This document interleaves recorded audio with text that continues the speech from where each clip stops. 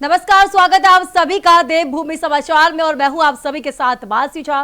खबर की शुरुआत करेंगे बड़ी और अहम खबर के साथ। बता दें चमोली से बड़ी खबर आपको बता रहे हैं, जहां चमोली में बद्रीनाथ चढ़ावा मामला, आरोपी को मिला है बड़ा झटका। बड़ी और अहम जानकारी चमोली से दे रहे हैं आपको। बता दें बद्रीनाथ चढ़ावा मामला देखा जा रहा है, आरोपी को बड़ा झटका देखने को मिला है। कोर्ट ने रिमांड और जमानत याचिका की है खारिज। बड़ी और अहम जानकारी देना आपको बता दें 6 अगस्त तक जेल में रहेंगे प्रमोद नौटियाल। एसआईटी ने तेज की है मामले की जांच, मंदिर कर्मचारियों से पूछताछ लगातार है जारी। चढ़ावा मामले में जांच का दायरा जो है वो बढ़ा दिया गया है। तो आपको बता दें चमोली में बद्रीनाथ मंदिर चढ़ावा मामले में आरोपी प्रमोद नौटियाल को कोर्ट से बड़ा झटका लगा है। अदालत ने आरोपी की रिमांड और जमानत दोनों को अर्जियों को जो है खारिज कर दिया है। अब प्रमोद नौटियाल को 6 अगस्त तक जो है जेल में ही रहना होगा। तो आपको बता दें मामले की जांच कर रही एसआईटी लगातार जो है कार्रवाई में जुटी हुई नजर आ रही है और मंदिर में तैनात कर्मचारियों से जो है पूछताछ कर रही है। जांच एजेंसी मामले से जुड़े तथ्यों, लेन देन और अन्य पहलुओं की जानकारी जो है वो भी जुटाई रही है। तो आपको बता दें कोर्ट ने फैसले के बाद आरोपी को राहत नहीं मिल सकी। एसआईटी अब मामले में शामिल अन्य लोगों और घटनाक्रम से जुड़े सभी पहलुओं की जांच कर रही है।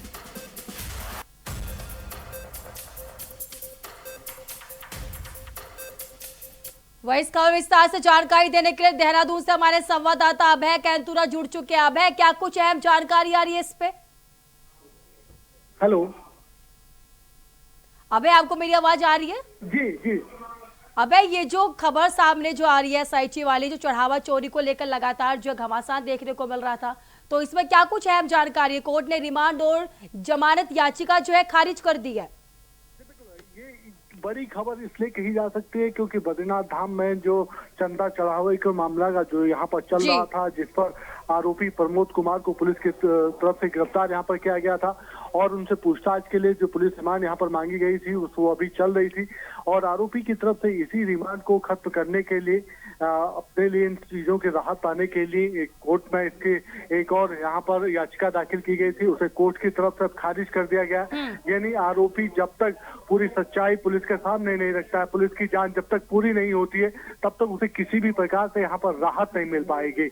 ये कहा जा सकता है कि पुलिस के मजबूत पैरवी है, उनकी तरफ से जो मांग यहाँ पर की गई थी उस पर आरोपी की तरफ से अभी तक कोई तथ्य यहाँ पर नहीं दिए गए थे और कोर्ट ने उन्हीं अधूरे तथ्यों को यहाँ पर मानने का काम यहाँ पर किया। इसीलिए आरोपी जो प्रमोद नौटियाल है उसकी जमानत याचिका और जो अपनी जो रिमांड खत्म करने की मांग उनकी तरफ से की गई थी उसको खारिज करने का काम यहाँ पर किया गया है, क्योंकि बड़ा सवाल आस्था से जुड़ा हुआ है। क्योंकि लाखों सनातनियों के, करोड़ों सनातनियों के आस्था का सवाल है कि बद्रीनाथ धाम में जो चढ़ावा चोरी हुआ वो किसके इशारे पर यहाँ पर हुआ है, कौन इसमें पूरी तरह से शामिल है, उन सब चीजों को लेकर पुलिस की जांच यहाँ पर चल रही है।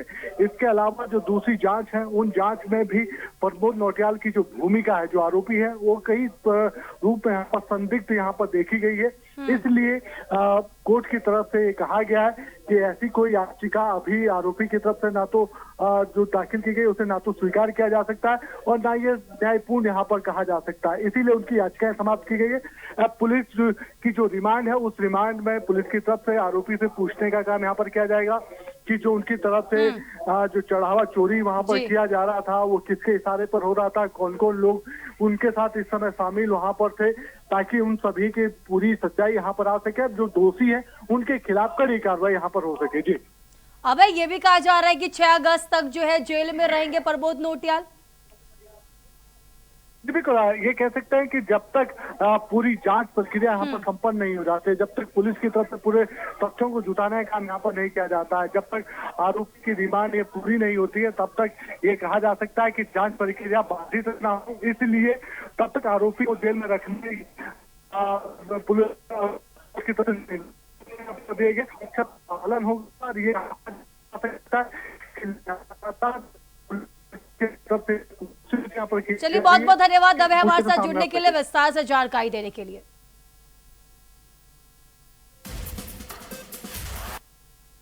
तो चलिए नजर आते अगली खबर की बता दें आपको। उत्तराखंड कांग्रेस के वरिष्ठ नेता और पूर्व कैबिनेट मंत्री हीरा सिंह बिष्ट के निधन से जो है प्रदेश की राजनीति में शोक की लहर देखने को मिल रही है।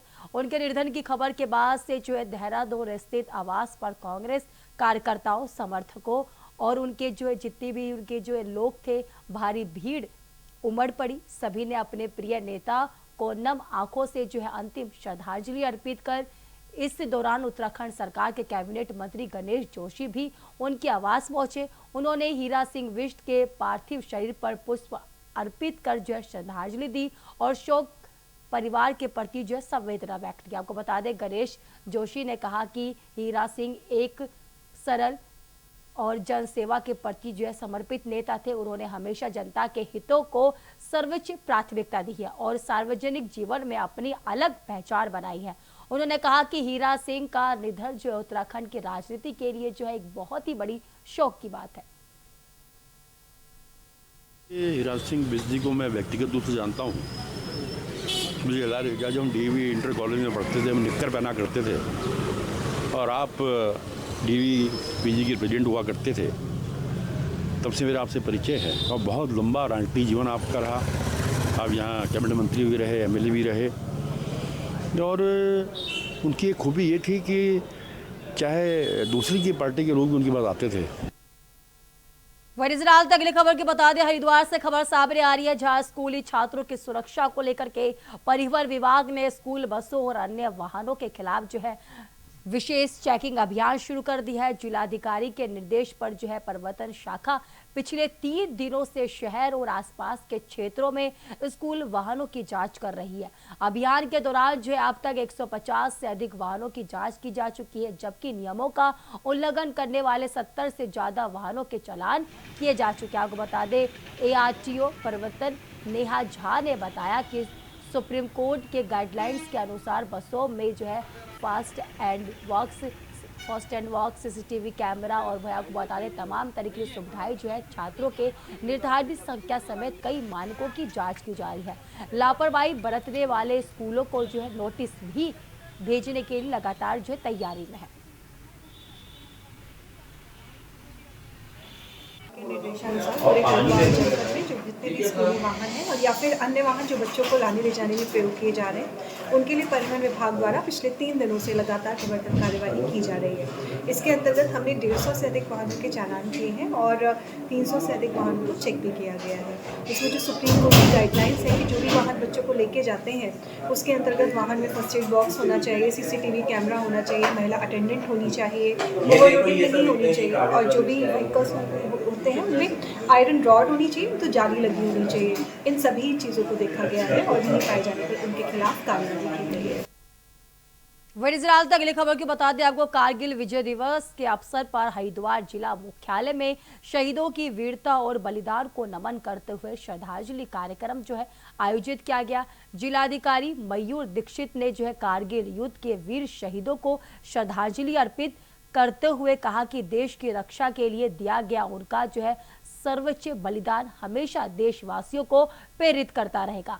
कार्यक्रम में पूर्व सैनिकों और उनके परिजनों को जो है सम्मानित किया गया। इस दौरान उनकी समस्याएं भी सुनी गई और हर संभव समाधान का आश्वासन दिया गया। बच्चों को भी कारगिल के वीर जवानों के अदम्य साहस और सौंदर्य गाथा से परिचित कराया गया। आपको बता दें, इस अवसर पर जिला विधिक सेवा प्राधिकरण की ओर से विधिक जागरूकता शिविर लगाया गया। प्राधिकरण की सचिव एवं सिविल जज सिमरनजीत कौर ने जो वीर परिवार कल्याण योजना की जानकारी दी, तो वही GM मयूर दीक्षित ने युवाओं से शहीदों के आदर्शों पर चलने और देश हित में अपनी जिम्मेदारियां ईमानदारी से निभाने की भी अपील की है।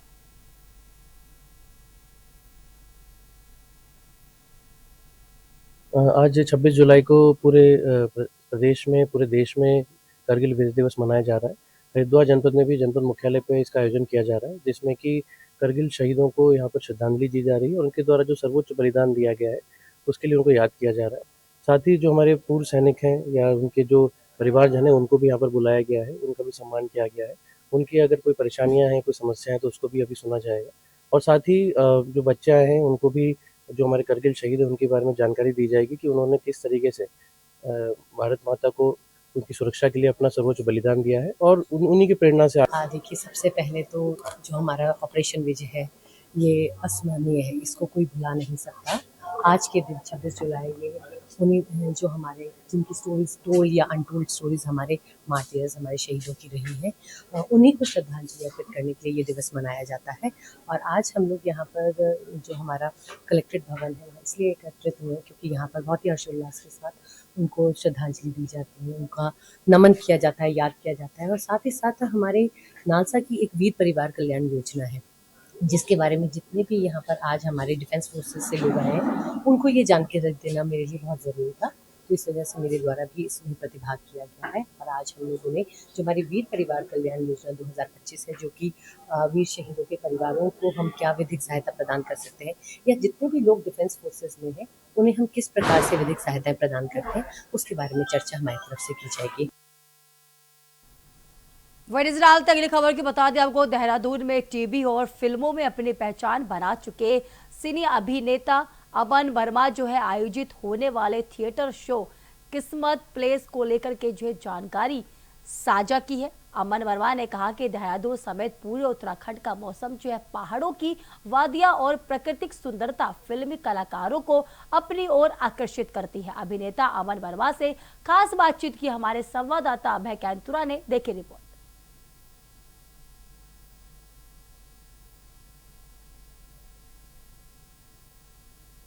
हूँ अभय कैंतुरा और आज हम इंडिया वाइज पर आपको उस शख्स से मिलाने जा रहे हैं जिसने अपनी एक अलग पहचान बनाई है। पहचान इस रूप में कि कहते हैं कि मुंबई की जो फिल्म इंडस्ट्री है उसमें बिना गॉडफादर के एंट्री नहीं होती है, लेकिन इस शख्स ने बिना गॉडफादर के एंट्री की और आज एक ऐसे नाम बनकर उभरे हैं जो हर युवाओं के चेहरे जाने जाते हैं, युवा उनको जानते हैं। हमारे साथ बातचीत करने के लिए सिने अभिनेता अमन वर्मा जी, उनसे बातचीत करते हैं।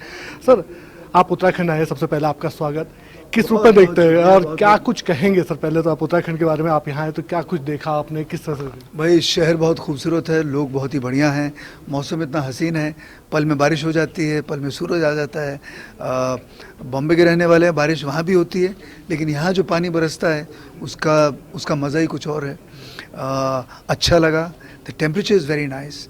तो वो जो पसीना जो बॉम्बे में आता रहता है वो यहाँ पे नहीं आता है। और ज़्यादा बड़ी जगह नहीं है, छोटी जगह है। एंड सबसे अच्छी जगह बात यह है कि I love coffee a lot. तो यहाँ पे आई थिंक राजपुरा रोड जो आपका मेन रोड है, इतने सारे कॉफ़ी शॉप्स हैं और इतनी बढ़िया जगह हैं। So I think I went to a place called Basque, then I went to a place called Piccolo and मुझे बहुत अच्छा लगा। एंड मैं सोच रहा हूँ कि ये इवेंट या शूट वूट ख़त्म होता है तो 2-3 दिन में आराम से यहाँ रहूँगा, शायद ऊपर मसूरी भी चला जाऊँ। सर, आपने शुरुआत टीवी सीरियलों से, इन चीज़ों से करी थी, फिर उसके बाद फिल्मों में आपने एक नई पहचान बनाई, कई सारी फिल्में आपने यहाँ पर करी। इस बार आप देहरादून आए हैं सर एक नए थिएटर शो के किस्मत प्लेस के साथ, क्या कुछ है सर उसमें, किस तरह का? Well, the theatre groups name is Eklavya theatre group. Dehradun के ये लोग हैं प्रोड्यूसर्स। सिंपल सी बात है। आई थिंक जो स्क्रिप्ट मेरे पास आई थी, स्क्रिप्ट मैंने पढ़ी, मुझे बहुत अच्छी लगी। मुझे लगा ये जो पात्र मुझे पेश किया गया है, मुझे लगा कि मैं उसे बखूबी निभा सकता हूँ, उसे परफॉर्म कर सकता हूँ। एंड उसके बाद बाकी सारी बातें जो प्रोड्यूसर्स के साथ की, हर चीज़ में एक तरह से हामी एक तरह से हो गई। तो मुझे लगा नहीं कि किसी भी तरह की प्रॉब्लम है। और मैं खुद एज एन एक्टर काफ़ी समय से कुछ नया करने की कोशिश कर रहा था। मैं टेलीविज़न कर रहा हूँ, वेब सीरीज़ कर रहा हूँ, शोज़ होस्ट कर रहा हूँ, परफॉर्मेंसेस होती हैं, कमर्शियल फिल्में कर रहा हूँ। So everything was happening, but as an actor वो जो एक एक्साइटमेंट होती है कि एक ऐसा प्रोजेक्ट हो जिसे करने में एक अलग सा मज़ा है, वो नहीं हो रहा था। तो ये स्क्रिप्ट आई, मैंने देखी, मैंने पढ़ी, मुझे अच्छी लगी, and I said yes to it. And it's an opportunity for me to come to this beautiful city of Dehradun and been with everybody out here. बिल्कुल, ये कह सकते हैं सिंह अभिनेता अमन वर्मा ने साफ तौर पर कहा है कि उत्तराखंड में तैयारियां हो चुकी हैं पूरी सूख। उनकी तरफ से कह रहा है जो पॉलिसी सरकार ने बनाई खासतौर पर फिल्म निर्माण को लेकर, उस पर भी काफ़ी काम करने की आवश्यकता है। जो चीज़ें दी जा रही है उससे उत्तराखंड फिल्म सेक्टर में और सरल सुगम होता हुआ नजर आ रहा है। कैमरामैन सुनील साथ अभय कैंतुरा, इंडिया वाइज, देहरादून। खबरों का सिलसिला इसी तरीके से बरकरार रहेगा। वक्त हो चुका है एक छोटे से ब्रेक का। ब्रेक के बाद एक बार फिर से आप सभी का स्वागत है। तो चलिए नजर डालते खबरों पर। आपको बता दें, गदरपुर में बाल श्रम के खिलाफ श्रम विभाग ने बड़ी कार्रवाई करते हुए मुख्य बाजार के कई दुकानों पर छापेमारी की है। श्रम परिवर्तन अधिकारी बलराम सिंह के नेतृत्व में पुलिस और प्रशासन की संयुक्त टीम ने दुकानों पर पहुंचकर बाल श्रमिकों की जांच और चिन्हीकरण किया है। हालांकि जांच के दौरान किसी भी दुकान पर बाल श्रमिक नहीं मिला। आपको बता दें, अधिकारियों ने बताया कि बाल श्रम रोकने के लिए विभिन्न विभागों की संयुक्त टीम अभियान चला रही है। तो वहीं व्यापार मंडल अध्यक्ष दीपक ने कार्रवाई का विरोध करते हुए कहा कि 1 महीने के भीतर दूसरी बार बाजार में छापेमारी की गई है, जिससे व्यापारी बेहद नाराज होते हुए नजर आ रहे हैं। उन्होंने कहा कि व्यापारियों का उत्पीड़न बर्दाश्त नहीं किया जाएगा और उनके हितों की रक्षा के लिए व्यापार मंडल आवाज उठाता रहेगा।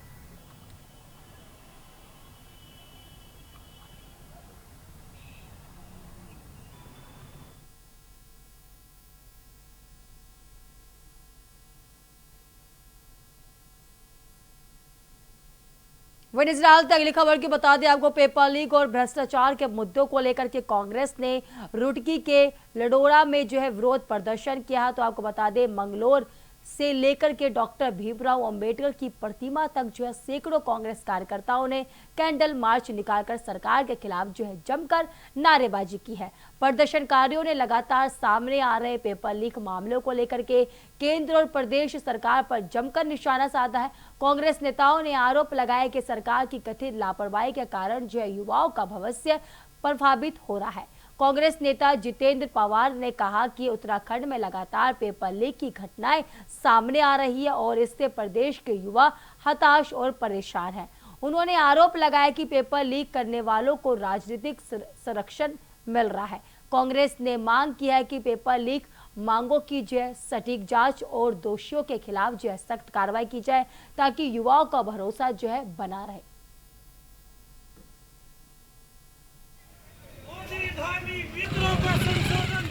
कारण बिल्कुल स्पष्ट है। हमारे देश में लोकतंत्र को लगातार दबाने की कोशिश करी जा रही है, लेकिन इस बार जो पाला इनका पड़ा है राहुल गांधी से और हमारी युवा शक्ति से पड़ा है। किस तरीके से बर्बरता आप सबने देखा होगा राहुल गांधी जी के साथ इनके द्वारा करी गई, किस तरीके से छात्रों पे हमारी मातृशक्ति के साथ किस तरह का व्यवहार वहां पर करा गया, उस सबको देखते हुए जो देश में माहौल खराब करने की इनके द्वारा कोशिश करी गई थी, उसी के परिप्रेक्ष्य में आज लंढोरा बस अड्डे से बाबा साहब भीमराव अंबेडकर की प्रतिमा तक हमने आने का काम किया है। वही नजर डालते अगली खबर की बता दें आपको, देहरादून में लगातार बदलते मौसम और बारिश के बीच डेंगू का खतरा लगातार बढ़ता हुआ नजर आ रहा है। खतरा बढ़ने लगा है। इससे देखते हुए नगर निगम ने पूरे शहर में विशेष अभियान तेज कर दिया है। नालियों की सफाई, जल भराव वाले क्षेत्रों की निगरानी, वो आपको बता दें जो भी समस्या है उनको नष्ट करने के लिए दवा का छिड़काव और किया जा रहा है और लगातार ये काम शुरू कर दिया गया है। नगर आयुक्त आलोक कुमार पांडे ने बताया कि इस बार मानसून से पहले ही व्यापक सफाई अभियान चलाया गया है, जिससे कई इलाकों में जल भराव की समस्या काफी हद तक कम हुई है। उन्होंने लोगों से अपील की है कि घरों में कूलर, गमले, टंकियों और आसपास कहीं भी पानी जमा न होने दे। नियमित सफाई और सतर्कता की ही डेंगू से बचाव का सबसे प्रभावी उपाय है। नगर निगम का कहना है कि प्रशासन पूरी मुस्तैद से काम करता हुआ नजर आ रहा है, लेकिन डेंगू पर प्रभावी नियंत्रण तभी संभव होगा जब आमजन भी जागरूक होकर इस अभियान में सक्रिय भागीदारी निभाएगा।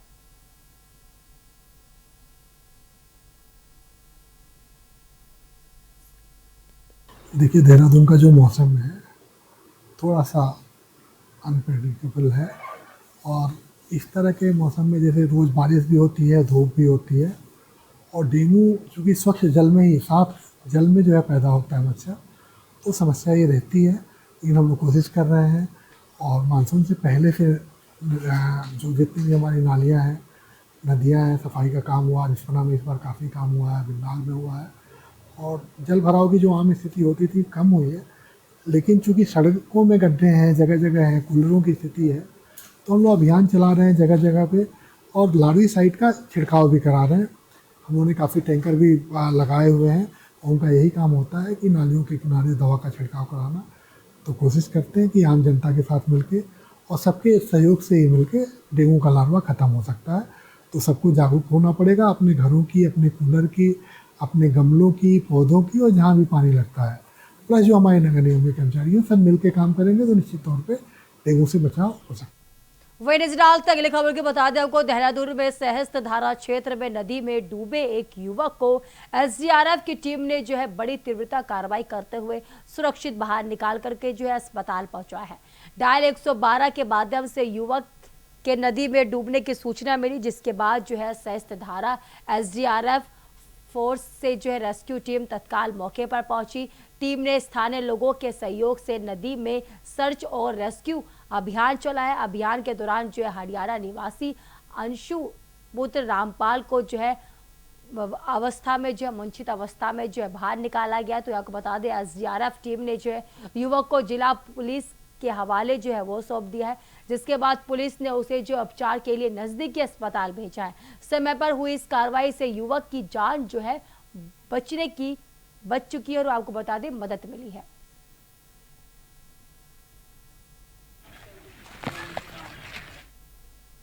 वही नजर डालते अगली खबर के बता दें आपको, रामनगर वन प्रभाव के जो है कुनखेत्र क्षेत्र में रविवार सुबह बाघ के हमले से जो है इलाके में दहशत फैल गया। बाघ के हमले से चारों तरफ जो है दहशत का माहौल देखा गया। तो आपको बता दें जंगल में सटे क्षेत्र में घास काट रही 65 वर्षीय बसंती देवी पर जो अचानक बाघ ने हमला कर दिया, जिससे उसके सिर और माथे पर गंभीर चोटें आई है। वह गलीमत रही कि महिला के साथ मौजूद उसकी बहू ने शोर मचाकर बाघ को पीछे हटने पर मजबूर कर दिया। ग्रामीण मौके पर पहुंचे और घायल महिला को जो है रामनगर के सरकारी अस्पताल पहुंचाया, जहां प्राथमिक उपचार के बाद जो है उनकी गंभीर हालत को देखते हुए हायर सेंटर रेफर कर दिया गया है। ग्रामीणों का आरोप है कि रेफर होने के बाद भी काफी देर तक जो है एम्बुलेंस नहीं पहुंची। घटना के बाद वन विभाग की टीम मौके पर पहुंची और क्षेत्र में निगरानी जो है वो बढ़ा दी गई है। रेंज अधिकारी कृष्णा सिंह ने बताया कि बाघ की गतिविधियों पर नजर रखने के लिए कैमरा टैप लगाए जा रहे हैं।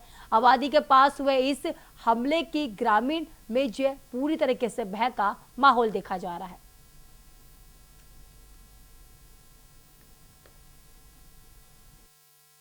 हेमचंद्र पूर्व प्रधान कुनखेत, ये गांव के पास भी है, एकदम होटल है, होटल के किनारे है, दीवार पे बाउंड्री पे हुआ है। एक हिसाब से जंगल जहाँ से स्टार्टिंग होती है गांव में ही है। तो वहाँ पे घास के लिए गई थी सुबह, तो बाउंड्री पे ही आ गया एकदम अटैक करने। तो उनके बहू रही साथ में, तो उन्होंने थोड़ा हवल्ला करके बचा लिया। मौके पे वहाँ भी कोई नहीं पहुँचा था, लेकिन मेरे द्वारा सुबह वन विभाग को मैसेज दिया गया। तो यहाँ पर रेंजर साहब और स्टाफ इनका यहाँ पर आया हुआ है, और अभी गार्ड साहब भी हमारा उनका फ़ोन आता है, वो मौके पे वहाँ जायजा लेने गए हुए। चोट गंभीर है, डॉक्टर साहब ने जो बताया ना, गंभीर चोट है, रेफर कर दिया गया है हल्द्वानी के लिए, सुजातेवाड़ी के लिए। पर हम 1 घंटा हो गया अभी एम्बुलेंस को फ़ोन किए हुए, एम्बुलेंस अब तक नहीं पहुँची है। तो फिलहाल मेरे साथ बुलेटिन में इतना ही। तब तक के लिए देश और दुनिया की तमाम खबरों के लिए देखते रहिए इंडिया वॉइस। नमस्कार।